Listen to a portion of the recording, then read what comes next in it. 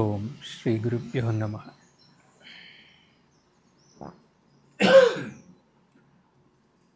బెంగళూరులో ఒక వ్యాపారవేత్త ఉన్నాడు. ఆయన పేరు సిద్ధప్ప. ఆయనకి ఒక చిన్న కుటుంబం,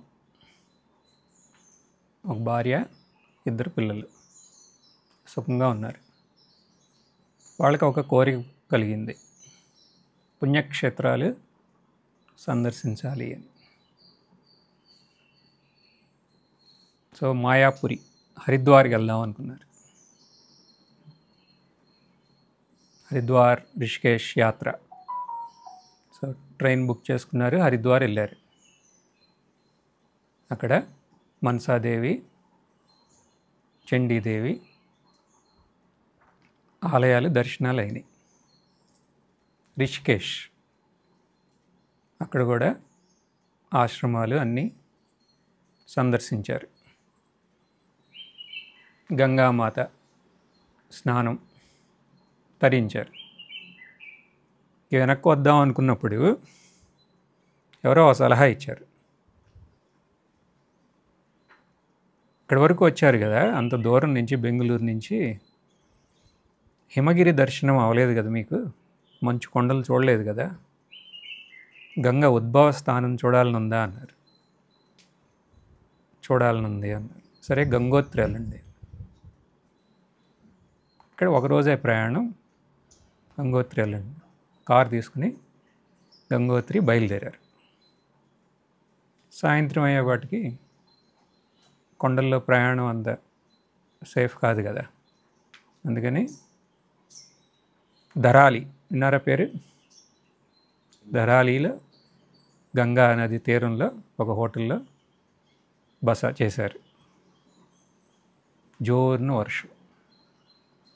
సో రాత్రి ఏమైంది, క్లౌడ్ బర్స్ట్ అయిందా, కుండపోత వర్షం. నది హోటల్ వరకు వచ్చి హోటల్తో సహా హోటల్ వెళ్ళిపోయింది. కానీ మన సిద్ధప్ప గారు ఏం చేశారు, ఏదో ఒక రకంగా వాళ్ళ కుటుంబంతో బయటకు వచ్చారు. బయటకు వచ్చి ఒక చెట్టును పట్టుకుని నిలబడ్డారు అక్కడ. కానీ వరద, అది మామూలు వరద కాదు కదా, ల్యాండ్ స్లైడ్లు, వరదలు. వాళ్ళు ఎక్కడున్నారో అక్కడి వరకు వచ్చి చెట్టు కూడా కదలటం మొదలైంది. అప్పుడు ఈయన అందరి చేతులు పట్టుకుని కొంచెం పైకి వెళ్దామని పైకి వెళ్తున్నారు. కాలు జారింది. ఒకళ్ళ తర్వాత ఒకళ్ళు చేతిలోంచి జారిపోయారు. చాలా దుఃఖమైంది. అవుతుంది కదా ఎవరికన్నా. సరే ఇంకేం చేస్తాం, ఎలాగోలా నేనన్నా బయటకు వద్దామని బయటికి వద్దాం అనుకున్న టైంలో మళ్ళీ వరద ఎక్కువ అవటం వల్ల నీళ్ళ లోనకి వెళ్ళాడు.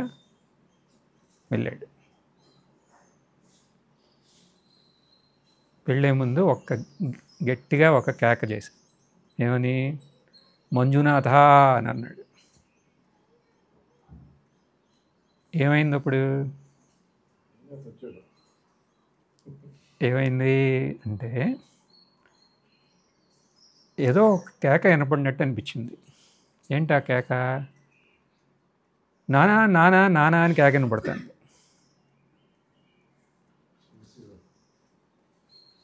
చూస్తే ఏదో చల్లటి నీళ్లు ముఖం మీద పడినట్టు ఉన్నాయి. అప్పుడు ఏంటి పిల్లలు మోతను పడుతుందని కళ్ళు తెరిశాడు. ఎక్కడున్నాడు? బెంగళూరులోనే ఉన్నాడు. ఎక్కడున్నాడు? బెంగళూరులోనే ఉన్నాడు.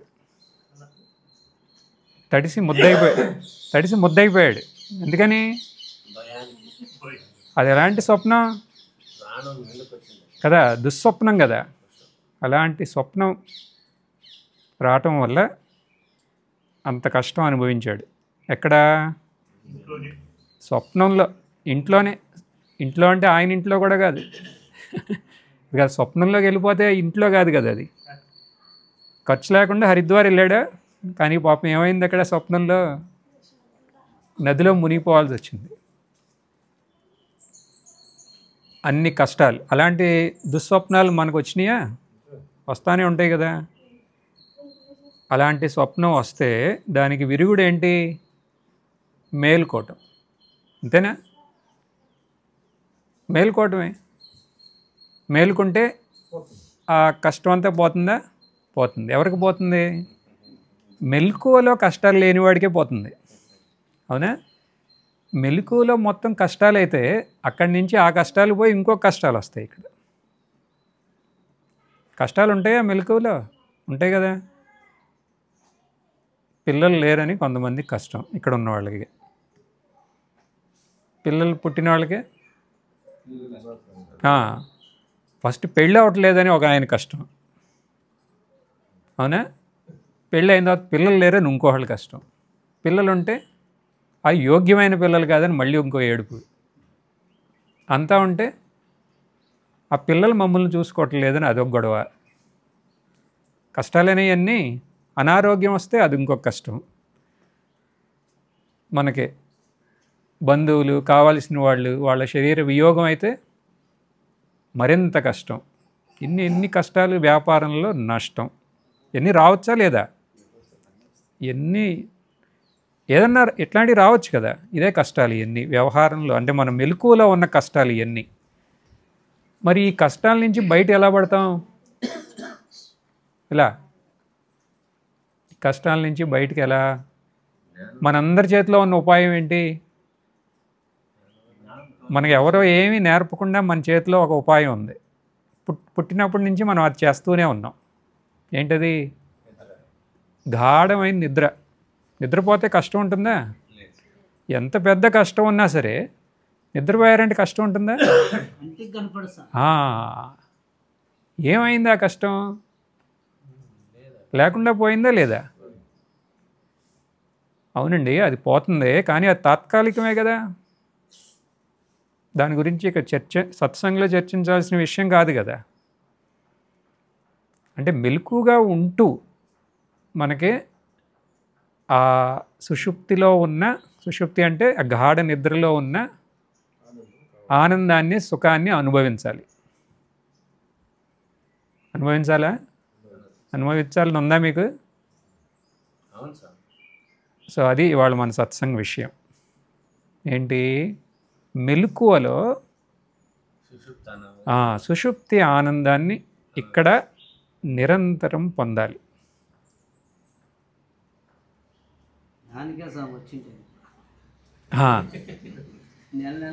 దానికే వచ్చామంటున్నారు. సో అది పొందాలి కదా మనం. ఇది మన విషయం. అవును, అలా పొందగలమా? పొందగలమా? కానీ అది సులభమేనా? సులభం అంటున్నాం. అది చాలా సులభం అంటున్నాం. ఎందుకనంటే ఇప్పుడు మన దగ్గర లేని దాన్ని మనం కష్టపడి సంపాదించడం కష్టం కదా. ఇది మనతోనే ఉంది ఎప్పుడు. చూడండి, చాలా జాగ్రత్తగా వినాల్సిన విషయం. అది ఎప్పుడు మనతోనే, మనలాగానే ఉంది. అది మనతో లేకపోతే మీరు గాఢమైన నిద్రకు వెళ్ళడానికి మీరు ఏం చేస్తున్నారు చెప్పండి? ఏం చేయకపోతే వస్తుంది కదా. అది ఏమన్నా చేస్తే వస్తుందా? అది చేస్తే రాదు. ఏం చేయకుండా ఉంటే వస్తుంది. అంటే ఎక్కడి నుంచి వస్తుంది? అది మనమే అది అయి ఉండాలి కదా. మనమే అది ఉంది అంటే ఎక్కడుంది? అది ఇక్కడ కూడా ఉందంటున్నాం. ఇక్కడ కూడా ఉంది. మనం అల్లరి చేయకపోతే మన అనుభవంలోకి వస్తుంది. అవునా కదా? మరి అటెంటప్పుడు అది సులభమేనా? చాలా సులభం.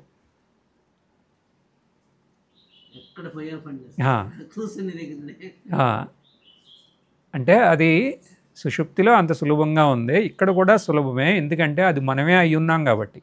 మనం గుర్తించలే. మనం చేసిన ఒకే ఒక పొరపాటు, కానీ అది చిన్న పొరపాటు కాదు. ఆ పొరపాటు వల్ల మనం దాన్ని గుర్తించకుండా పోయాం. మరి అలాంటప్పుడు ఇది వినటానికి బాగానే ఉంది కదా. కానీ రెండు విరుద్ధంగా ఉన్నాయి కదండి. అని ఒక క్వశ్చన్ రావచ్చు. ఒకటేమో మెలకువతో ఉన్నాం, ఇంకోటేమో నిద్రపోయాం. ఆ రెండు విరుద్ధంగా ఉన్నాయి కదా, రెండు కలిసి ఎలా ఉంటాయి? ఇది అయిపోయిన తర్వాత అది వచ్చింది, ఓకే, అది అయిపోయిన తర్వాత మళ్ళీ ఇది, ఓకే. కానీ రెండు ఇక్కడే ఉన్నాయి అంటున్నాం మనం. మెలకువ ఉంది, సుషుప్తి కూడా ఉంది, రెండు ఉన్నాయి ఇక్కడ అంటున్నాం. అది ఎలా సాధ్యం? ఇలాంటి క్వశ్చన్ రావాలి కదా. దానికి ఏంటి ఆన్సర్? ఒక దృష్టాంతం. ముండకోపనిషత్, అవునా? ఏదో ఉపనిషత్ చెప్పకపోతే ఏదో చెబుతున్నారు ఈయన అంటారు. ముండకోపనిషత్ ఏముంటుంది? ద్వా సుపర్ణ సయుజ సకాయ సమాన వృక్షం పరిషస్వ జాతే తయోరన్య పిప్పలం స్వాదస్తి అనశ్నన్నన్యో అభిచాకశీతి. అంటే ఒక వృక్షం, ఒక మహావృక్షం, వృక్షం మీద రెండు ఒకే రకమైన పక్షులు రెండు ఉన్నాయి. దాంట్లో ఒక పక్షి ఏం చేస్తుంది? ఆ ఫలం ఆస్వాదిస్తుంది. నిండా ఫలాలు, ఎన్నో ఫలాలు. ఒకటేమో తినగానే ఎంతో తీయగా ఉంది, ఆహా ఏం అదృష్టం అని అనుకుంది. ఇంకోటి తినగానే పుల్లగా ఉంది. ఎలా? పుల్లగా. పుల్లగా అంటే పళ్ళులో షాక్ వచ్చే అంత పుల్లగా ఉంది. అప్పుడు ఏం చేసింది? తింటాం ఆపిందా? తీపిది కూడా ఉంది కదా ఒకటి అని ఇంకోటి తీసుకుంది. అలాగే తీయగా ఉంది. ఆగల, మళ్ళీ ఇంకొకటి పుల్లగా ఉంది, ఫా కర్మ అనుకుంది. ఇంకోటి తిందామంటే పుల్లగా ఉంది, ఇంకోటి తింటే పుల్లగా ఉంది. ఇది ఎక్కడ కర్మ ప్రారంభం? అన్నీ పుల్లగా ఉన్నాయి. విరక్తి వచ్చేసింది. విరక్తి వచ్చి ఏం తినకుండా అసలు ఏంటి జీవితం అనుకుంటాను. అనుకుని చూస్తే పై కొమ్మ మీద ఇంకొక పక్షి ఉంది. ఆ పక్షి ఏం చేస్తుంది? అభిచాకశీతి. ఏం చేయట్లా, ఊరినే చూస్తూ ఉందంట. శాంతంగా ఉంది. దృష్టాంతం అర్థమైందా? ఇప్పుడు ఈ దృష్టాంతం యొక్క లక్ష్యార్థం ఏంటి? ఈ వృక్షమే ఈ ప్రపంచం, ఈ సంసారం. దాంట్లో మనమే ఆ పక్షి. సో సుఖం ఉంది, దుఃఖం ఉంది. ఒక కర్మం చేస్తే దాంట్లో నుంచి సుఖం వస్తుంది, ఆహా ఏం సుఖం అనుకుంటాం, అవునా? అందరూ గృహస్థులు కాబట్టి ఎక్కువగా వివాహం అయిన తర్వాత సుఖం వస్తుందని అనే ఒక ఆశతోనే చేసుకుంది. ఆశ లేకుండా ఎవరు చేసుకోరుగా. సుఖం వస్తుంది. సుఖం వచ్చిందా? ఎక్కడ ఎవరెవరు ఇక్కడ భార్యలు లేరు వాళ్ళందరూ ఇట్టా ఇట్టా అంటున్నారు. ఉన్నాళ్ళు ధైర్యం చేయరు. సుఖం వచ్చిందా అంటే వచ్చింది, వచ్చిందా అని అన్నాను అనుకో, వచ్చినట్టే వచ్చి పోయింది. ఫస్ట్ తీగా ఉంది అంటే ఇప్పుడు ఏంటి, నేను ఊరినే ఒక ఉదాహరణ చెప్పాను. ఆ రకంగా ఏ కర్మం చేసినా అంతే. సుఖం ఉందా అంటే ఉంది, ఉందా అంటే అది మనం సుఖాన్ని అనుభవించేలోపు మళ్ళీ దుఃఖం. సరే దుఃఖమా అనుకుంటే మళ్ళీ కొంచెం సుఖం. ఆ పక్షిలాగానే సుఖం దుఃఖం, సుఖం దుఃఖం. ఇక విరామం లేకుండా దుఃఖం వచ్చేసింది అనుకోండి, అప్పుడు ఏం చేస్తాం మనం? ఏంటి ఇది జీవితం అని శ్రీనివాస్ గారు ఎక్కడున్నారు? భూమానంద ఆశ్రమం మేము వస్తున్నాం అని చెప్పి ఆయనకి ఫోన్ చేసి ఇక్కడికి వస్తారు, అవునా? ఎందుకని? ఏంటి దుఃఖం, దుఃఖమే దుఃఖం. అలాగే ఇక్కడ అలాంటి దుఃఖం వచ్చినప్పుడు మనం గమనించాల్సింది ఏంటంటే, మనలోనే ఈ సుఖ దుఃఖాలకి అంటకుండా ఇంకొక తత్వం మనలోనే, మనమై ఒక శక్తి మనలోనే ఉంది. ఎక్కడుంది? మనలోనే. మనమే అది అయి ఉన్నాం. స్వరూపంగా ఉంది, మన స్వరూపంగా ఉంది. ఎప్పుడు? ఇప్పుడు. ఇప్పుడుందా? ఉందే అంటున్నాం. ఎలా ఉంది ఇప్పుడు? ఇక్కడ ఇప్పుడు నేను మాట్లాడే మాటలు మీకు అర్థమవుతుందిగా, మీరు గ్రహిస్తున్నారుగా. ఎలా గ్రహిస్తున్నారు? ఎలా ఎలా తెలుస్తుంది ఇది? ఇప్పుడు నా శబ్దం మీకు వినపడుతుందా? చెవికి వినపడుతుంది, కానీ నేను చెప్పింది ఇది అని ఎవరికి తెలుస్తుంది? మనసు చెబుతుంది కదా. కానీ దాని మర్మం ఇది అయి ఉంటుంది అనేది ఎక్కడ తెలుస్తుంది? ఒక లోన ఒక అరువులాగా, ఒక ఎరుకలాగా ఉంది లోన.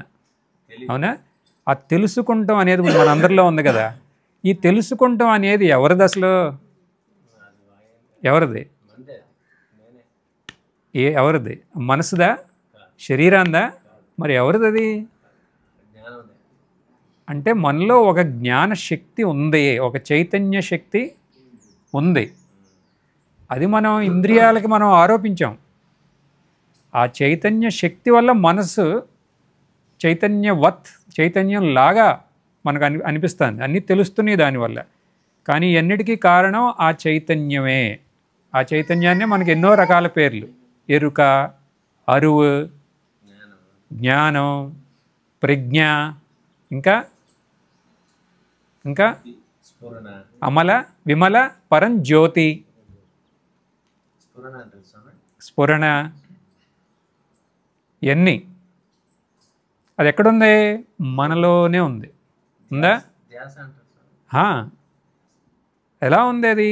అనంతమైన సత్తాలాగా ఉంది. అనంతం అంటే దానికి ఇంకా విరామం అనేది లేదు.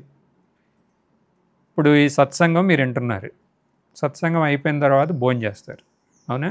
భోజనంలో రుచి తెలుస్తున్నాయి కదా. అదే ఆ చైతన్య శక్తి. అది ఏం చేస్తుందంటే ఏం చేయట్లా, అలా చూస్తూ ఉందంటే అన్నీ తెలుసుకుంటూ ఉంది. అన్నీ తెలుస్తున్నాయి. మనం లేచినప్పటి నుంచి మళ్ళీ పడుకునే వరకు ఏమేమి తెలుస్తుందో అది అంతా దేనివల్ల తెలుస్తుంది మనకి? ఆయన్నే శివ అని కూడా అంటాం.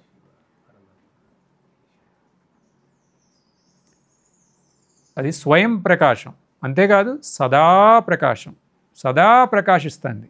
అందుకనే మనకి అన్నీ తెలుస్తున్నాయి. కేవలం ఈ మెలకువలోనే కాదు, మనకి స్వప్నంలో విషయాలు ఎలా తెలుస్తున్నాయి మనకి? ఇప్పుడు నాకు ఈ స్వప్నం వచ్చిందని మీరు చెప్తారా? ఎలా చెప్పగలరు మీకు ఆ స్వప్నం వచ్చిందని? అక్కడ ఆ స్వప్నంలో ఉన్నవాడు ఇక్కడికి రాగలడా? రాలేడు. ఇక్కడ వాడు అక్కడికి వెళ్ళగలడా? వెళ్ళలేడు. మరి మీకు ఆ స్వప్నం అలా ఇది నాకు ఈ స్వప్నం వచ్చిందని మీరు ఎలా చెప్తున్నారు? అక్కడ ఇక్కడ ప్రకాశించే ఒక చైతన్యం ఉంది, అదొకటే. సరే, ఈ 2 సార్ల బాగానే ఉంది. గాఢ నిద్రకి వెళ్ళాం, అక్కడ కూడా ఉందా? ఇది ఉన్నారని మనకి ఎక్కడ తెలుస్తుంది? ఉన్నారని అక్కడ ఏం చూశారు మీరు? గాఢ నిద్రలో ఏమేమి చూడలే, అంతేనా? అక్కడ నేను లేనండి, నేను ఏమీ చూడలేదుగా అని అనొచ్చు. కాదు, ఇప్పుడు మనం ఆ కుటియాలోకి మిమ్మల్ని పంపించాం. లోన ఏ వస్తువులు లేవు, అన్నీ తీసేసాం. ఇప్పుడు మీరు వెళ్ళి రండి అన్నాం, మీరు వెళ్ళి వచ్చారు. ఏంటండి మీ అనుభవం అన్నాం. అక్కడ లోనికి వెళ్ళాను, ఏమీ లేవు అన్నారు. ఏమీ లేవు కరెక్టే, మీరు లేరా అన్నా. నేను లేకపోవడం ఏంటి? నేను ఉన్నాను కాబట్టేగా అక్కడ ఏమీ లేవని నేను చెబుతున్నా అంటాం. అవునా? ఇది అలాగే ఇప్పుడు సుషుప్తిలో మనకి వెళ్ళామనుకోండి, అక్కడ వస్తువులు ఏమీ లేవు కాబట్టి మనం ఏం చేసాం? హాయిగా పడుకున్నాం. అంటే అనంతంగా అక్కడ మిగిలిపోయాం. నేను లేను, వస్తువులు అనేవి లేవు, నేను ఇలా లేను అక్కడ, అంతే. ఇలా నేను లేను, ఎలా ఉన్నానో దానితో మనకు పరిచయం అవ్వలేదు కదా ఇంకా, ఎప్పుడు ఈ సత్సంగం అవ్వక ముందు వరకు. కాబట్టి అక్కడ ఎవరో ఏమీ లేదంటున్నాం. ఇప్పుడు ఎవరున్నారు అక్కడ? నేను ఉన్నాను అక్కడ. ఎలా ఉన్నావు? చైతన్యంగా ఉన్నాను అక్కడ. ఆ చైతన్యం తెలుస్తుంది అక్కడ ఏమీ లేదని. అక్కడ ఏమీ లేదు. స్వప్నంలో ఇప్పుడు మన సిద్ధప్పలాగా ఎన్నో చూసాం, తర్వాత మెలకువలో ఎన్ని చూస్తున్నాం. అది అనంతంగా ఉంది, అన్ని చోట్ల ఉంది. సరే, ఇదంతా బాగానే ఉంది. ఇప్పుడు మీరేమన్నారు? అనంతమైన సత్తా. అవునా? అది ఎక్కడుందంటున్నారు? ఇక్కడ ఉంది అంటున్నాం, ఇక్కడ ఇప్పుడు ఉంది అంటున్నాం. అప్పుడు మీకు ఒక సంశయం వచ్చింది. ఏంటది? స్వామి మీరు ఏమి వింటున్నాం కదా అని అలా చెప్పమాండి అని అంటున్నాడు ఆయన. అన్న ఇప్పుడు ఇక్కడ కూర్చున్నాం మనం, అవునా? ఇక్కడికి ఒక ఏనుగు వచ్చింది అనుకోండి మధ్యలోకి, మనం చూడకుండా ఉంటామా? దాన్ని చూస్తామా? ఇప్పుడు మీరు చెప్పేది అలా ఉందంటున్నాడు ఆయన. ఏంటి? ఇక్కడ ఉన్నదేమో అనంతమైన సత్తా, చైతన్యం. కానీ మాకు ఇప్పటివరకు తెలవదు, మాకు అనుభవంలో లేదుగా. మరి ఉందని మీరు ఎలా అంటున్నారు? నేనేం మాట మార్చినా ఉందే అంటున్నా. మరి అనుభవంలో ఎందుకు లేదు అది? ఎందుకంటే మన అనుభవంలో ఉన్నవన్నీ శబ్ద స్పర్శ రూప రసగంధాలే. అంటే మన కళ్ళతోనో మన చెవితోనో అంతే కదా, ఈ వస్తువులతోనే మనకు పరిచయం. ఇప్పుడు మనం మాట్లాడేదానికి అలా ఒక ఫోటో ఏం లేదు చూపించటానికి. ఇక్కడే ఉంది అది, ఆ చైతన్యం, ఆ ఎరుక. మరి నాకు అనుభవంలో ఎందుకు లేదంటే నీకు అది పరిచయం చేయలే అంతే. చూడండి, పరిచయం చేయనంత వరకు అది లేదు. పరిచయం చేస్తే ఎప్పటిదాకా ఉంది? ఇక ఎల్లప్పుడూ ఉంటుంది. దాంట్లో నుంచి మనం పక్కకే వెళ్ళలేం, అవునా? పరిచయం చేసేవాడి వాళ్ళ పేరేంటి? గురువు. వినేవాళ్ళు శిష్యుడు. ఇలా అనగానే అప్పుడు ఈయన అంటారు ఏమని? మేము ఎంతోమంది గురువుల దగ్గర శిష్యరకం చేసి ఇప్పుడు ఇక్కడ కూర్చున్నాం, మరి మాకెందుకు తెలవలేదు అని అంటే, నాకెందుకు తెలవలేదు అని ఇలాగే గట్టిగా నాకు తెలవాలి, ఎలాగైనా నాకు తెలవాలి అని ఉందా? ఇలాగే అడిగారు ఒక ఆయన. ఎవరైనా? అష్టావక్ర. ఏమని అడిగారు ఆయన? కథం జ్ఞానం అవాప్నోతి కథం ముక్తి భవిష్యతి వైరాగ్యం చ కథం ప్రాప్తం ఏతద్ బ్రూహి మమ ప్రభో. ఓ ప్రభో అన్నాడు ఆయన గురుదేవులకి. జనక మహారాజు అడిగారు ఎవరిని? అష్టావక్రని. జనక మహారాజు శిష్యుడు, అష్టావక్ర గురు. ఆయన అడిగారు, జ్ఞానం ఎలా వస్తుంది నాకు, ముక్తి ఎలా వస్తుంది, ఇవన్నీ కావాలంటే వైరాగ్యం ఏదో అంటున్నారు, అది నాకు ఎలా వస్తుంది అని అడిగారు ఆయన. అష్టావక్ర ఏం చెప్పారు? ముక్తిమిచ్చేసి చేత్తాత్ విషయాన్ విషవత్యజ క్షమా ఆర్జవం దయా తోషం సత్యం పీయూషవత్ భజ. ఏం చెప్పారు? విషయాల్ని విషంలాగా వదలమన్నారు. విషంతో సమానం అంటే ఇక్కడ రెండు ఉన్నాయి.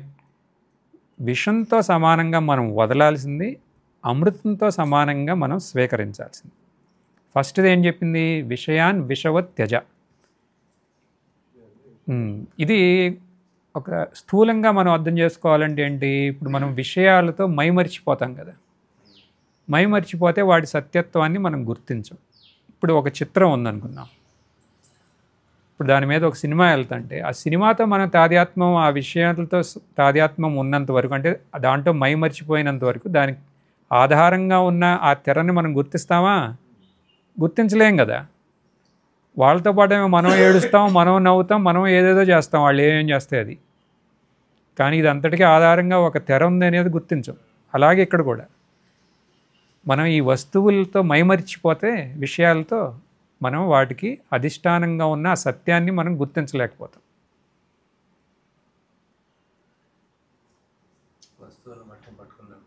ఇది బాగా స్థూలమైంది. సూక్ష్మమైంది ఏంటి? విషయం అంటే ఏంటి అసలు? ఇవన్నీ విషయాలు అంటున్నాం.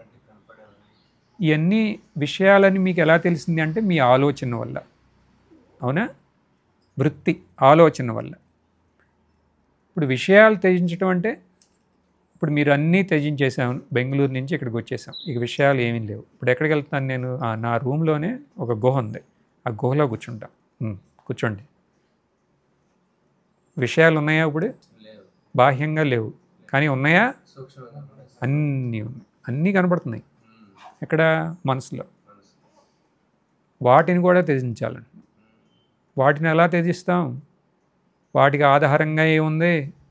అహం వృత్తి. వృత్తులన్నిటికీ అధిష్టానం అహం వృత్తి. ఈ అహం వృత్తిని త్యజించండి అంటున్నాం.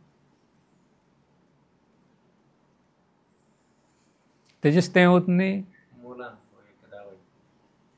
అహం అహం తయా పరమ పూర్ణ సత్.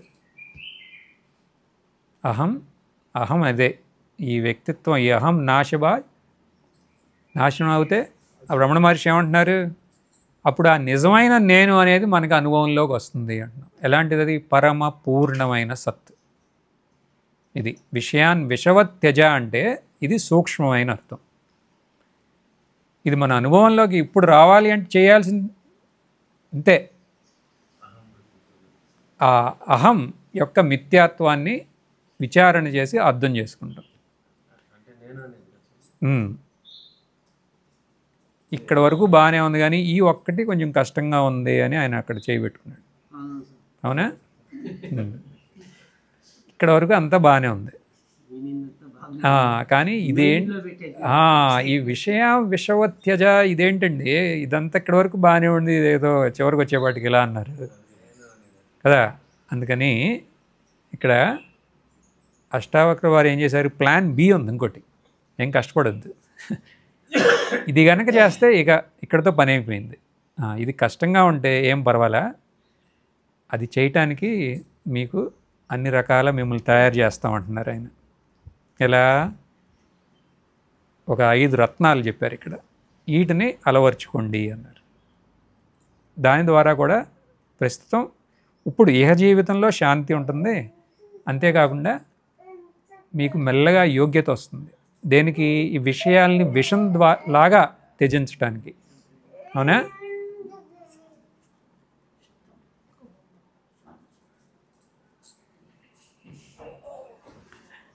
సో విషయాన్ని విషంలాగా త్యజించడానికి ఎలా ఆ యోగ్యత వస్తుంది? క్షమా ఆర్జవం దయా తోషం సత్యం పీయూషవద్ భజ. క్షమ అంటే సహనం. ఇప్పుడు మనకి సహనం ఉందనుకోండి, మనకే పరమ సంతోషం. అవునా? మనకే మన యొక్క శాంతిని ఎవరు భంగం చేయలేరు. ఇప్పుడు భర్తలు అందరూ ఉన్నారనుకోండి, భార్యలు మీకు ఎంత ఏ రకంగా మీకు తలనొప్పి అన్నా మీరు సహనంతో ఉంటే మీకేమీ అవ్వదు. ఇప్పుడు మీకు దుఃఖం వచ్చిందంటే అది వాళ్ళ వల్ల కాదు, మీలో సహనం లేకపోవడం వల్ల. అవునా? అలాగే వన్ సైడ్ ఏం కాదు, 2 సైడ్. అలాగే మీరు కూడా అంతే. మీలో సహనం ఉంటే వాళ్ళ ఎంత చాదస్తాలకు పోయినా మనం సంతోషం ఆనందంగా ఉంటాం. అంటే మన చేతిలోనే ఉంది మన శాంతికి మర్మం. సహనం ఫస్ట్ది. క్షమ. ఆర్జవం అంటే ఏంటి?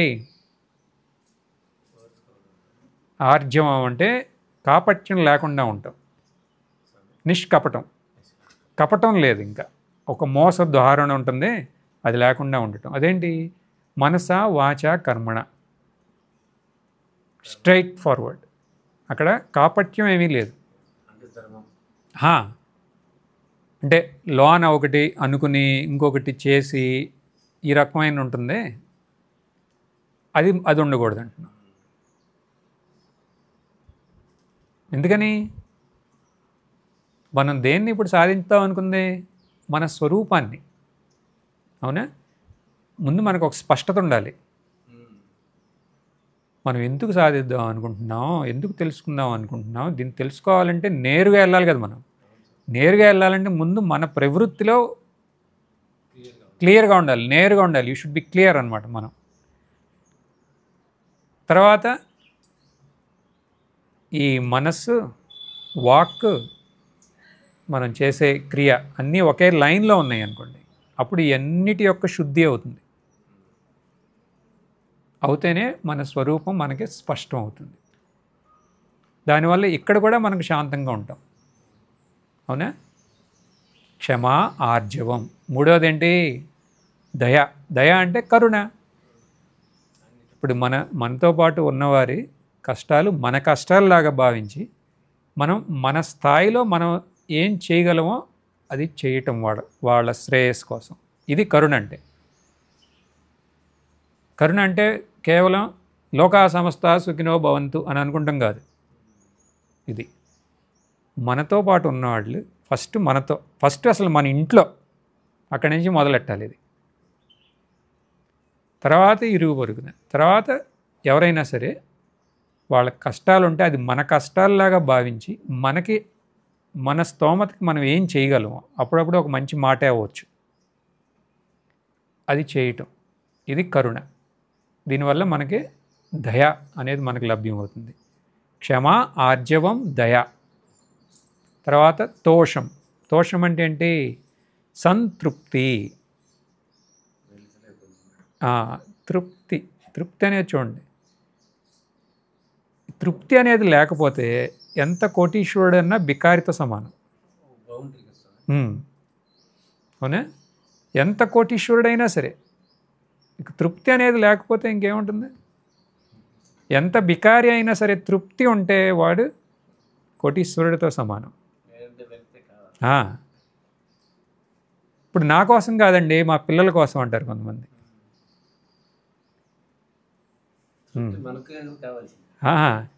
ఇప్పుడు వాళ్ళు కూడా నేను సంపాదించి వాళ్ళని కూడా మేము కొంచెం ఇప్పుడు ఇప్పుడు ఆ పిల్లల్ని కూడా బాగా సవ్యంగా చేసి వాళ్ళకి ఎంత కష్టపడినా వాళ్ళకి ఏ రకంగా ఖర్చు పెట్టినా వాళ్ళ వరకు ఆస్తి ఉన్న వాళ్ళతో నేను మాట్లాడా. వాళ్ళు ఏమంటున్నారు తెలుసా? ఇప్పుడు వాళ్ళ పిల్లల కోసం అంట. ఎవరి కోసం? వాళ్ళ పిల్లల కోసం కూడా ఈయనే సంపాదిస్తున్నాడంట. ఇక్కడ ఏం చెప్పాలి ఇంకా? బ్రహ్మంగారు ఏమన్నారు? ఎంత ఇచ్చిపోయినా ఇంతేనా నీ ఏడ్చు, నీ వాళ్ళని నమ్ముకుని నిగ్గుతావెందుకు అంటున్నారు. అవునా? అది ఎంత ఇచ్చిపోయినా అమ్మో ఇంత ఇచ్చావనుకోరు, ఇంతేనా అని ఏడుస్తారంట. ఏమైనా అర్థం ఉందా? అందుకని వాళ్ళ గురించి వదిలేయండి. ఇప్పుడు మనం తృప్తిగా ఉండాలనుకుందాం. మనం ఎలా ఉంటాం? తృప్తిగా, సంతృప్తిగా ఉండాలి. మనకే ఇచ్చారు కదా ఈశ్వరుడు. మనకి ఈశ్వరుడు ఇచ్చాడా? ఈశ్వరుడు ఇస్తే ఎంత ఇచ్చినా ఇంతేనా అని ఏడవటం కన్నా ఇంతన్నా ఇచ్చావు అని చెప్పి సంతృప్తిగా ఉండొచ్చా? ఈ రెండిట్లో మన చేతిలో ఉంది ఎటు వెళ్తాం అనేది. ఎంత ఇచ్చినా ఆయన ఇంతేనా అని అడవచ్చు మనం, లేకపోతే ఇంత ఇచ్చావు అని చెప్పి సంతోషంగా ఉంటాం. ఈ రెండిట్లో మీ చేతిలో ఉంది. ఒకటి పట్టుకున్నారనుకోండి ఇక శాంతి అనేది లేదు, ఇంకొకటి పట్టుకుంటే శాంతిమయం. ఇప్పుడు మీ ఇష్టం ఎటు వెళ్ళాలనుకునేది. క్షమ, ఆర్జవం, దయా, తోషం. తర్వాత సత్యం అంటున్నాం. మనం మన యొక్క సత్యత్వాన్ని మనం తెలుసుకోవాలనుకుంటే మన ఆచరణలో సత్యం అనేది ఉండాలి. ఇప్పుడు వీటిని కనుక మనం అవలంబిస్తే ఇక్కడ శాంతి ఉంటుంది, మనకి యోగ్యత కూడా ప్రాప్తం అవుతుంది. దేనికోసం ఆ యోగ్యత? విషవత్ త్యజ. విషయముల్ని విషంలాగా త్యజించటానికి. దాని ద్వారా మన నిజస్వరూపాన్ని దర్శిస్తాం. సో ఇవాళ మనం ఏం చర్చించాం? ఆ నిజస్వరూపమే మన సుషుప్తి స్వరూపం. సుషుప్తిలో మన గాఢ నిద్రలో ఏదుందో అది ఇక్కడ అనుభవించాలి అంటే అది ఇక్కడ ఉన్నదే.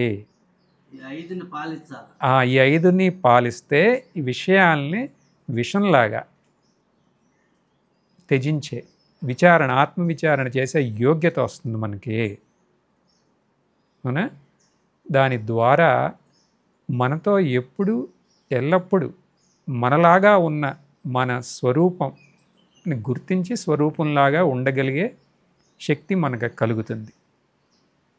ఈ రకంగా అది కలిగింప చేయమని గురుదేవుని ప్రార్థిస్తూ సత్సంగం ఉపసంహరిద్దాం.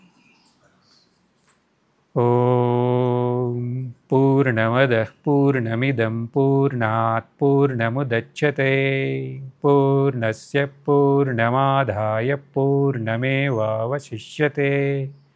ॐ शान्ति शान्ति शान्तिः